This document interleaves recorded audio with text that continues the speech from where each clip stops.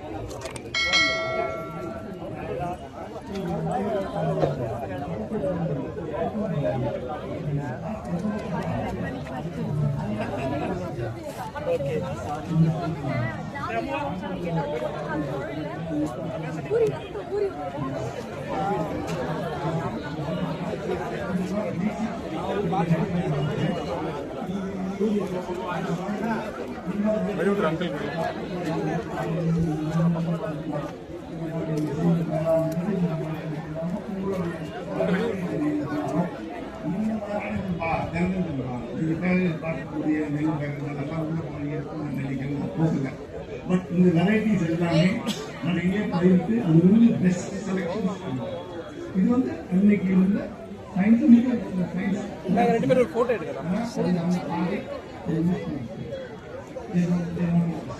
ஆனா செலக்ஷன்ஸ் வந்து காலி தட்டோட எடுங்க கிராஸ் இப்படி போயிரீங்களா பாருங்க கொஞ்சம் கிராஸ் வெளிச்சம் தெரியுதுங்களா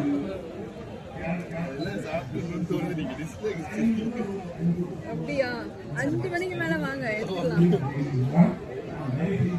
தெரியுதுங்களா இல்ல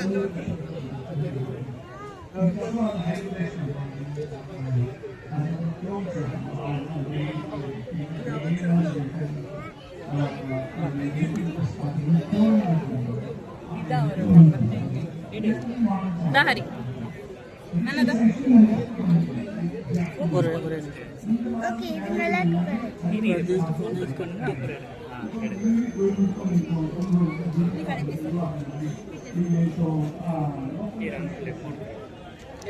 இன்ட்ரெஸ்டாக இருக்கா எடுப்பா நீங்கள் தான் இங்கே வரணும்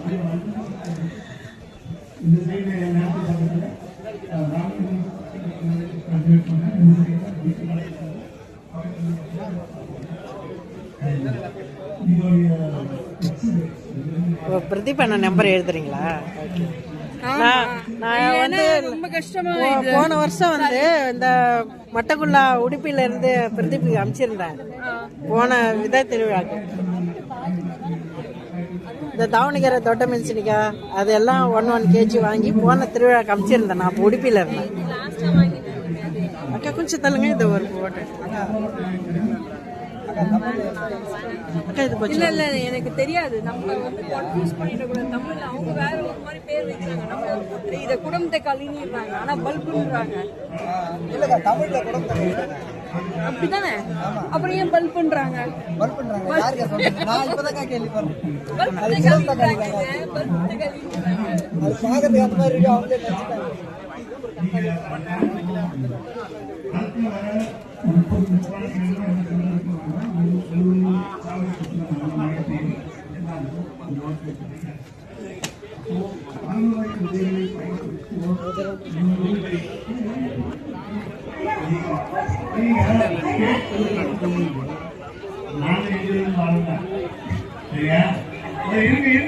சொல்லிருக்கிறேன் நான் சொல்லுங்க வாங்க சொல்லிட்டேன்.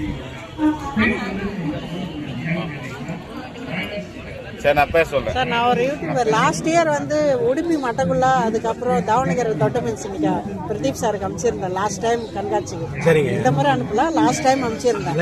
2 kg அந்த கண்காட்சியிலேயே இடம் பெற்றிருந்துச்சு. ஒர்க் பண்றேன். இந்த வாட்டி பண்ணல.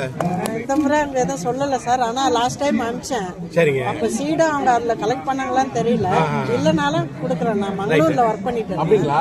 அதான் அங்க மேடையில இருக்கவங்க யாரையா பிடிச்சீங்கன்னா அவங்க தான். இல்ல சுந்தர் எனக்கு தெரியும். இல்லையா? நம்பரே எனக்கு ரைட் இருக்கு இல்லைங்களா? சரி விடாம பண்ணுங்க ஐயா, விட்டுறாதீங்க. நன்றி நன்றி.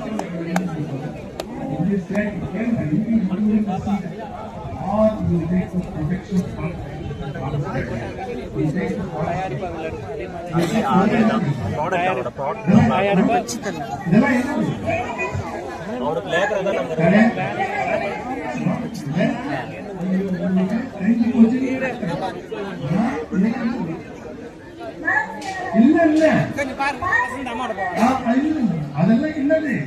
இந்த சட்டெல்லாம் ஸ்பேஸ் இல்லன்னு எப்படி சொல்றீங்க? அப்போ நீங்க நார்த் ஈஸ்ட் ஸ்பெஷல் லெவல்ல கான்ஸ்டிடியூஷன் ப்ரொவிஷன் இருக்கு. You have one constitutional provision.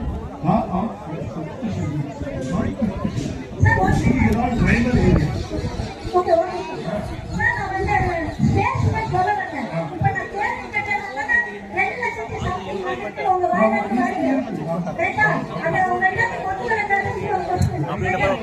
சாப்பாடு மட்டும் சாப்பாடு கல்வி அந்த அறிவு இருந்தா போதுன்ற இதுல இருந்து வெளியே வந்து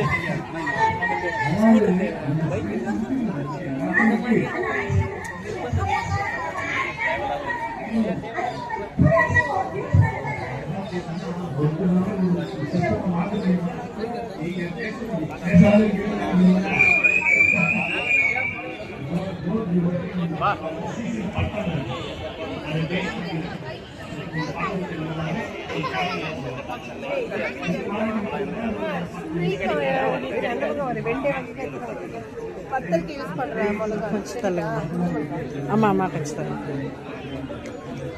புரியலம்மா அப்படி போகணுமா? கண்டிப்பா மீண்டும்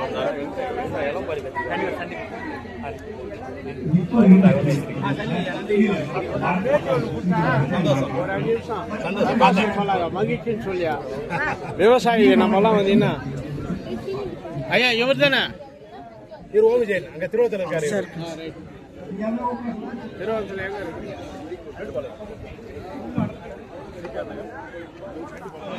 எவ்வளோ சீசனுக்குள்ள விளையுது, எவ்வளோ கம்மியாக காசு செலவாகுது, ஆனால் நிறைய லாபம் கொடுக்கும். அதுதான் உங்களுக்கு மார்க்கெட்டில் வருது. அதை தாண்டி இதெல்லாம் இருக்கு, இதெல்லாம் உடம்புக்கு நல்லதுன்றதை ஜனங்களுக்கு தெரியப்படுத்துறதுக்காக தான் இந்த டிஸ்பிளே. இதோட விதைகள்ல கிடைக்கும் ஐயா, கிடைக்கும். ஆனால் அதுக்கு முன்னாடி நீங்கள் விதைக்கிறதுக்கு முன்னாடி அந்த மண்ணோட தன்மை, அதை எப்போ விதைச்சா வரும், அந்த மாதிரி இன்ஃபர்மேஷனை கலெக்ட் பண்ணிட்டு அப்புறம் வாங்கிட்டு போனீங்கன்னா இப்போ நீங்கள் யூடியூப்ல போய் பார்க்கலாம். இல்லை யாராவது விவசாயம் பண்ணாங்கன்னா அவங்ககிட்ட இருந்து கேட்டுக்கோங்க. இப்போ திருவண்ணாமலை டிஸ்ட்ரிக்ட்ல விளையிற மிளகாய் வந்து வேலூர்ல வச்சுன்னா வராது, பெரும்பாலும் வராது. ஏன்னா இங்கே இருக்கிற டெம்பரேச்சர், அந்த இருக்கிற டெம்பரேச்சர், மண் வளம், இந்த அடிப்படையான விஷயங்கள் நீங்கள் தெரிஞ்சுக்கிட்டு அதுக்கப்புறம் நீங்கள் கரெக்ட் பண்ணிட்டா நல்லா ஹைபிரிட் வச்சுக்கோங்களேன். எந்த மண்ணா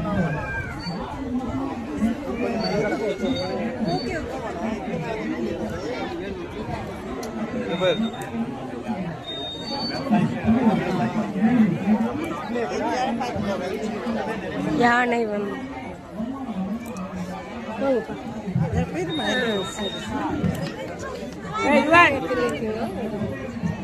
கட்சி பாப்பா கட்சி தலைமை கேள்விப்பட்டிருக்கியா?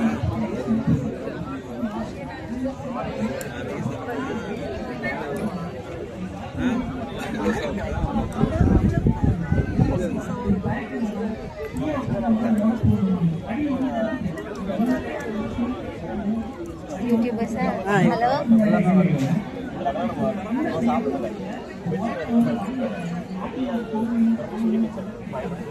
நம்ம அதிகமாக சாப்பாடு பண்ணுறது இந்த மாதிரி அவர்கள் மட்டும் தான் பயன்படுத்துறோம். ஸோ அது பரவாயில்ல. இப்போ இருக்க அது ஹைபிரிட் பண்ணி அதிகமாக இது வந்து எஸ்ஓ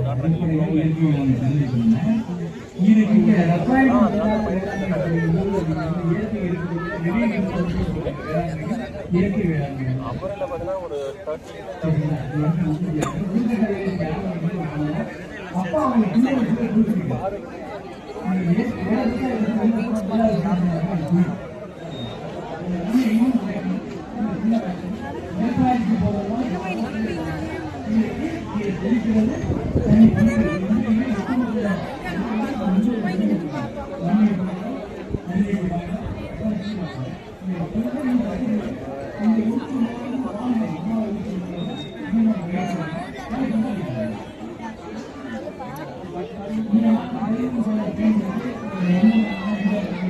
நார்மல் தான் அதில் கலர்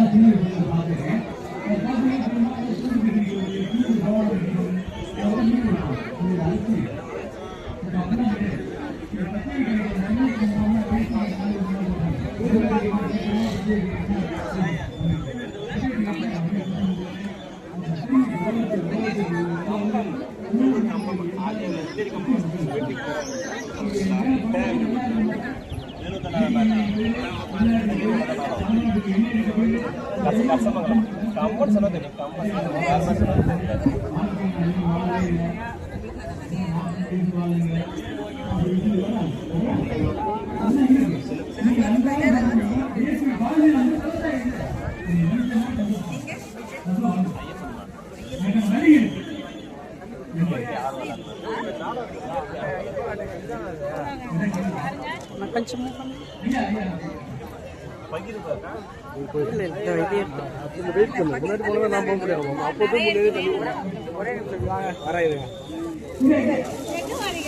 வெளில வர வெளில வர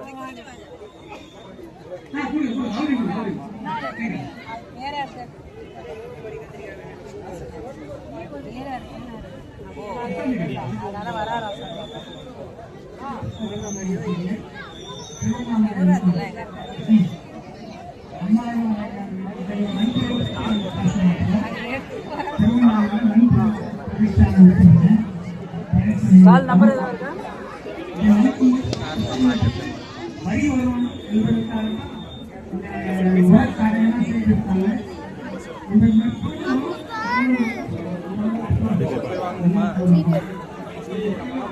பாருங்க பாருங்க பாருங்க பாருங்க, நீங்க பாக்குறதுக்கு தான் இது.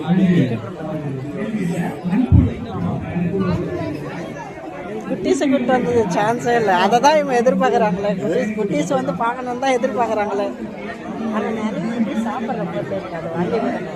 இந்த லைனில் போனால் ரொம்ப காசு கம்மியாக இருக்கும். பசங்களுக்கு வாங்கி கொடுங்க. அதெல்லாம் மருந்து இல்லாதையே மிட்டாயிங்க, ஐஸ்கிரீமு, கஞ்சி, ஜூஸு எல்லாமே இருக்கும். அதெல்லாம் வாங்கி கொடுங்க. ரொம்ப நல்லது. வாங்கி அங்கே ரொம்ப கம்மியாக இருக்கும்.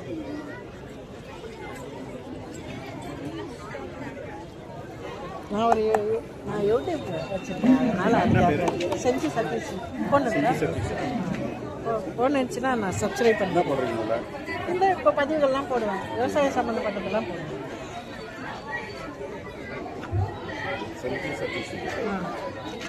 நீங்கள் ஓப்பன் பண்ணுங்க.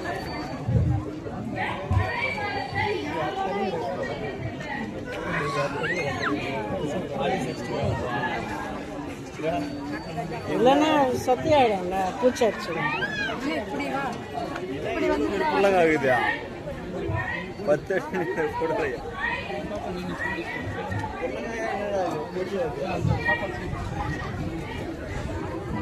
என்னோட விதை வேணுனாலும் அங்கே இருக்கு, வாங்கிக்கிங்க. விதை இருக்கு, அங்கே போய் வாங்கிக்கிங்க. விதை வேணும்னா கோட்டை எடுத்துன்னு போய் காமிங்க, கொடுப்பாங்க.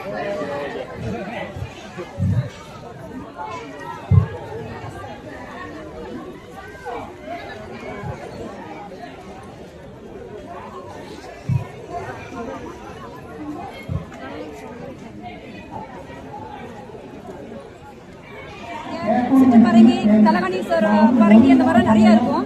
இதுல முக்கியமானது பாத்தீங்கன்னா சக்கரை தட்டு. சக்கரை மாதிரி வடிவில் இருக்கக்கூடிய சக்கரை தட்டு பூசணி. இதனுடைய அமைப்பு வெளியில வெள்ளை கலர்ல இருக்கும். உள்ள வந்து நம்மளுடைய சாதாரண நம்ம பூசணிக்காய் இருக்கு இல்லையா, அதே மாதிரி ரகம் தான். இது ஒரு வித்தியாசமான ரகம். முழுக்க முழுக்க மரபு ரகம். அதுதான் முக்கியங்க. சுவை நல்லா இருக்குங்க. ஆனால் அந்த பூசணி அளவுக்கு ரொம்ப இனிப்பு சுவையெல்லாம் கிடையாது. மீடியமானது. ஆனால் இது வந்துட்டு முழுக்க முழுக்க இதை பார்த்த உடனே இது ஏதோ எங்கேயோ வேட்டுக்கிட்டு வந்த மாதிரி நினைச்சுக்கீங்க. அப்படிலாம் கிடையாதுங்க. ஏன்னா வேற ஏதோ கம்பெனி ரகங்களை பயன்படுத்தி நம்ம பழகிட்டோம். அதனால மரபு ரகங்களுக்கு கொண்டு வைக்கும் போது இது வேற ஏதோ வேட்டுக்கிட்டு ரகம் மாதிரி நம்ம நினைச்சுக்கோங்க. எல்லாமே முழுக்க மரபு ரகம். ஆடிப்பட்டம் கொடி ரகங்கள் பொறுத்த வரைக்குமே ஆடிப்பட்டம் ரொம்ப சிறப்புங்க. அதை விட்டோம்னா தைப்பட்டம். இந்த மாதிரி பட்டங்கள்ல போட்டீங்கன்னா ரொம்ப அதிக மகசூல் கிடைக்கும். பட்டம் விட்டு மாறி போடும்போது ரொம்ப வித்தியாசமா ஒண்ணும் இல்லைங்க. கொஞ்சம் மகசூல்ல முன்ன பின்ன அவ்வளவுதானே தவிர இதோட வெயிட் வந்து அதிகபட்சம் 1/2 கிலோவுக்கு 1 கிலோ வரும். ஆஸ்கார்ட்னு சொல்லக்கூடிய சாம்பார் பூசணியில நிறைய ரகங்களை நீங்க பாத்துருக்கோம். 10 கிலோ, 20 கிலோ, 30 கிலோ, எவ்வளவு பார்த்திருப்பீங்க. இது பாத்தீங்கன்னா 1/2 கிலோ 1 கிலோ தாங்க. ஆனா இதோட அம்சம் பாத்தீங்கன்னா இந்த மாதிரி வரி வரும், நம்மளுடைய சக்கரை பூசணியில வர மாதிரி வரி வரும் சரிங்களா. அந்த வரி சாம்பார் பூசணி தான் இது. சாலட் பூசணி சொல்லுவாங்க. ஏன்னா சாலடா அப்படியே ராவா சாப்பிட்றதுக்கு ரொம்ப சிறப்பான ஒரு ரகம். ஒரு வெள்ளரிக்காய் சாப்பிட்டா ஒரு எப்படி ஒரு சுவையா ஒரு இது இருக்கும், ரொம்ப ஃபீலாகும், நல்லா இருக்கும். இதெல்லாம் பச்சையா சாப்பிடணுமே அப்படின்னு தோணுலையா, தோணவே தோணாதுங்க. அப்படி ஒரு சிறந்த ரகம் தான் இந்த ரகம் சாலட் சாம்பார் பூசணி, சாலட் ஆஷ்கார்ட் ஆங்கிலத்தில் சொல்லணும்னா. மரவள்ளிக்கிழங்கு நிறைய நீங்க பாத்துருப்பீங்க. மரவள்ளிக்கிழங்கு நீங்க பாத்துருக்கீங்களா? அதுவும் அதிகமா இடம் கூடுதலா வரக்கூடியது. ஆமாங்க, இது பாத்தீங்கன்னா 30 கிலோவுக்கு மேல இருக்கக்கூடிய மரவள்ளிக்கிழங்கு. இது ஜவ்வாது மலையில இருந்து விளையக்கூடிய ஒரு ரகம். ஆனா இந்த ரகம் எல்லா மண்ணிலுமே வளருதுங்க. நம்ம மண்ணில் வளர்த்தோம், நம்ம மண் சார்ந்த ரகம் வச்சுக்கிட்டு நம்ம வளர்த்து நம்ம பயனடையும் செய்யலாங்க. அப்படிப்பட்ட ஒரு ரகம் தான் இந்த ரகம். இது பாத்தீங்கன்னா கிழங்கு ரொம்ப பெருசா இருக்குது. இது ஏதோ முத்தி போச்சு, இது ஏதோ ஆகாது, ரொம்ப வேர் விழுந்துருச்சோ அப்படின்னு தோணும். அப்படிலாம் கிடையாதுங்க. இது நிறைய நல்ல மாவோடு இருக்கக்கூடிய ரகம் தான். இதை அவிச்சிங்கன்னா நல்ல மாவா இருக்குங்க. அவ்வளவு சிறப்பான ஒரு ரகம். இதை வந்து பிக்கரி பாத்தீங்கன்னா உள்ள வந்து பர்பிள் லேசா அந்த பிங்க் டோன் வருங்க. உள்ள வெள்ளை கலர்ல தான், ஆனா இது வந்து பர்பிளா பிங்க் டோன் வரும். இதுல வெள்ளை நிறம் வரக்கூடியது இருக்குது, ஒரு கருப்பு நிறமா வரக்கூடிய ரகங்கள், இப்படி எவ்வளவோ ரகங்கள் வந்து இருக்குது. இது ரொம்ப ஒரு சிறந்த ரகம், சுவையான ரகமும் கூட. பெரிய மரம் மாதிரி வரக்கூடியது. இந்த குச்சி கட்டையை பாத்தீங்கன்னாலே உங்களுக்கு தெரியும். இந்த மாதிரி சிறந்த ரகங்களா நம்மளை சுத்தி இருக்கும் போது அதை காப்பாத்துவோம். அதை சந்தைக்கு கொண்டு வந்தாங்கன்னா வாங்கி சாப்பிட்டு அவங்களை ஊக்கப்படுத்தணும்னா அவங்களும் நிறைய இயற்கை சார்ந்த மரபுரங்களை சந்தைக்கு கொண்டுட்டு வந்து உலகத்துல வைப்பாங்க. நம்ம தலைமுறையும் ஆரோக்கியம் வருது. அதிகபட்சமா இந்த ஒரு செடியில எத்தனை கிலோ வரைக்கும் எடுக்கலாம் இல்லையா? ஜவாது இந்த கிழங்குல மட்டும் சொல்றீங்களா? 30 to 40 கிலோ வரைக்கும் இதுல எடுக்கலாம் ஒரு செடி. ஏன்னா இந்த ஒரு கிழங்கு 5 கிலோக்குள்ள வருதுங்க. சூப்பர். அதுதான் ஜூக் ஃப்ரெண்ட்ல மாவு பதமா நல்ல உள்ள கூடியது, எளிமையா இருக்கக்கூடிய ரகங்கள் நிறைய இருக்குதுங்க. அப்படிப்பட்ட ரகங்கள்ல வெள்ளை மரவள்ளி கிழங்கு இருக்குது. வெள்ளை மரவள்ளி கிழங்குல இப்படி சாட்டையா நீளமா வரக்கூடிய ரகங்கள் இருக்குது. குட்டையா குண்டா வரக்கூடிய ரகம், அந்த மாதிரி வரக்கூடிய ரகங்களும் இருக்குதுங்க. இது எல்லாமே வெளிப்புறத்துல பாத்தீங்கன்னா லேசா பிங்க் டோன் இருக்கும். ஆனா கீரி பாத்தீங்கன்னா உள்ளுக்குள்ள இந்த பிங்க் டோன், தொலி பாத்தீங்கன்னா வெள்ளை கலர்ல இருக்கும். இந்த உள்ள இருக்கிற பிங்க் டோன் இந்த தொலிக்கு வெளிப்புறத்துல அந்த பிங்க் டோனை வந்து வெளியில பிரதிபலிக்கிற மாதிரி காமிக்கும். உள்ள வந்து நல்ல மாவா அவிச்சு சாப்பிடுறதுக்கு ரொம்ப அருமையான ஒரு ரகமும் கூடங்க. வெள்ளை மரவள்ளி கிழங்கு. இன்னொரு இதுல எடுத்துக்கோங்க. மரவள்ளி கிழங்கு பொறுத்த வரைக்கும் நிறைய பேர் சிலர் மரவள்ளி கிழங்குன்னு சில ஊர்ல சொல்லுவாங்க, சிலர் குச்சிவள்ளி கிழங்குன்னு சொல்லுவாங்க, இங்க வந்து கொம்பு கிழங்குன்னு சொல்லுவாங்க, கொம்பு வள்ளி கிழங்குன்னு சொல்லுவாங்க. கொம்புனா குச்சிங்க. சோ நம்ம குச்சிவள்ளி கிழங்குங்கிறத இங்க வந்து கொம்பு வள்ளி கிழங்கு அப்படின்னு சொல்லுவாங்க. அடிப்படை இந்த அடிப்படை அங்க இருக்கான்னு நம்ம யோசிச்சோம்னா போதும். மாயன் கிளை கூட வச்சிருக்கீங்களா? எல்லாம் இருக்குங்க, அந்த ஸ்டால்ல நிறைய இருக்கு. அங்க இருக்கு பாருங்க, ஃப்ரண்ட்ல மஞ்சள் இப்படி நிறைய ரகங்கள் இருக்குது. அதுல வந்து இந்த மஞ்சள் ரகம் சாதாரண ஒரு மஞ்சள் தாங்க, சேலம் மஞ்சள் ரகம். இதுல பாத்தீங்கன்னா ஒரே ஒரு இதுதாங்க, ஒரு தூர் தான், ஒரு தூரே 1 கிலோக்கு மேல இருக்குதுங்க. அப்போ இத வந்து பாத்தீங்கன்னா தாய் கிழங்கு சின்னதா தான் இருக்கு. இதெல்லாம் தான் வெரளி கிழங்குன்னு சொல்லுவாங்க. வெரளி மஞ்சள்லாம் வேற, அது வேற அப்படிலாம் கிடையாதுங்க. தாய் கிழங்குல பக்கத்துல வர்றதெல்லாம் தனித்தனியா எடுத்தீங்கன்னா அதுதான் வெரளி மஞ்சள் சொல்லப்படுறது. இந்த கிழங்கு ஒரே ஒரு இவ்வளவு பெருசு வந்திருக்குது. இந்த மாதிரி வீட்டு தோட்டம், மொட்டை மாடி தோட்டங்கள்ல கூட நீங்க வளர்க்கலாம். பெருசா வந்து மறுபடியும் எடுக்க முடியும். நீங்களே பொடியும் பண்ணிக்கலாம். பசுமை மஞ்சள் தூள் பொடி மெயினா. இந்த கிழங்கு நல்லா கழுவிட்டு சிப்ஸா நீங்க சின்ன கட் பண்ணி இந்த மாதிரி வெயிலே நல்லா காய போட்டு அப்படியே பொடியா எடுத்து நீங்க சமையலுக்கு பயன்படுத்தலாம். அதுக்கு பேர் தாங்க பசுமை மஞ்சள் தூள். பசு மஞ்சள் தூள்ங்கிறது இதுதான். அவிச்சு எடுக்க வேண்டிய அவசியமே கிடையாது. இந்த மாதிரி பசுமையா பயன்படுத்திக்கலாம். தற்சார்பா வாழ்றதுக்கு நமக்கு தேவையான பொருளை நாமளே உற்பத்தி பண்ணிக்கலாங்க. கடைசியில் ஏதோ ஒன்று போட்டு சூப்பர்க்கா. சந்தையில வந்துட்டு இப்ப கிடைக்கக்கூடிய உருளைக்கிழங்கு தான் நம்ம இப்ப சாப்பிட்டு இருக்கிறோம். அதனாலதான் பழைய கிழங்கு பாத்தீங்கன்னா நம்ம மறந்துட்டோம். அதுல முக்கியமான ஒரு கிழங்கு பாத்தீங்கன்னா சிறுவள்ளி கிழங்கு. இந்த சிறுவள்ளி கிழங்க வெவ்வேறு இடங்கள்ல வெவ்வேறு பெயர்களை சொல்றது உண்டு. சில இடங்கள்ல மெயினா இதை வந்து மசூரி கிழங்குன்னு சொன்னாதான் தெரியும். இந்த எதனால இந்த பெயர் பாத்தீங்கன்னா இந்த மாதிரி நிறைய ரோம மாதிரி அதிகமா இருக்கும், குத்துற அளவுக்கு அதிகமா இருக்கும். இந்த கிழங்கு வந்து மசூரி கிழங்குன்னு சொல்லுவாங்க. இந்த கிழங்குடைய பொடி அமைப்பு பாத்தீங்கன்னா ஃபுல்லா முள்ளா இருக்கும். காடுகள்லயும் சரி, இந்த பன்றிகள் வேற இதெல்லாம் வந்து இதை சேதப்படுத்தி முழுசும் அழிச்சிடக்கூடாதுங்கிறதுக்காக இதோட தன்மையே இந்த மாதிரி இருக்கு. இது முள்ளா இருக்கிறதுனால இது சேதாரங்கிறது ரொம்பவே குறைவுங்க. மனுஷங்க தோண்டி எடுத்தா மட்டும்தான் அந்த மாதிரி. இது வந்து நார்மலான சாதாரண சமவெளிகள்லயுமே நல்லாவே வளர்ந்து வருது. இதெல்லாம் சமவெளியில வளர்ந்ததை தான் இங்க காட்சிக்கு நம்ம படுத்தி இருக்கிறோம். இப்படிக்கு நிறைய வந்து விவசாயிகள் கொண்டு வந்து சந்தைப்படுத்தவும் செஞ்சுட்டு இருக்கிறாங்க. இந்த கிழங்கு நம்மளுடைய ஸ்வீட் பொட்டேட்டோன்னு சொல்லக்கூடிய சக்கரவள்ளி கிழங்கு மாதிரி அவிச்சு சாப்பிடலாம். உருளைக்கிழங்கு நீங்க என்னெல்லாம் பண்ணுவீங்களோ அத்தனை வகையான உணவையுமே இதுல நம்ம செய்யலாம். செஞ்சு நம்ம வந்து இதை சாப்பிடுறாங்க. வெறும் நமக்கு பசிக்குதுன்னா அந்த வெறும் கிழங்க காடுகள்ல போகும்போது இந்த கொடியை பார்த்து கண்டுபிடிக்கணும். இந்த முள்ளா இருக்கிறத பார்த்து அதுக்கு கீழே பார்த்தீங்கன்னா கண்டிப்பா கிழங்கு இருக்கும். அந்த கிழங்குல எடுத்து அப்பவே நெருப்பு மூட்டி சுட்டு அப்படியே சாப்பிடலாம். அவ்வளவு சுவையா இருக்கும். நமக்கு வந்து ரொம்ப பசியை தாங்கக்கூடியது கூடங்க. அதிகமான மருத்துவ குணமும் சத்துக்களும் நிறைந்த கிழங்கு இது. இப்படி கிழங்கெல்லாம் இருக்கும்போது நாம ஏன் இந்த ஊருடைய மார்க்கெட்ல கிடைக்கிற கிழங்க சாப்பிட்டு பல வியாதிகளை எடுத்துக்கிறோம். சிந்திங்க.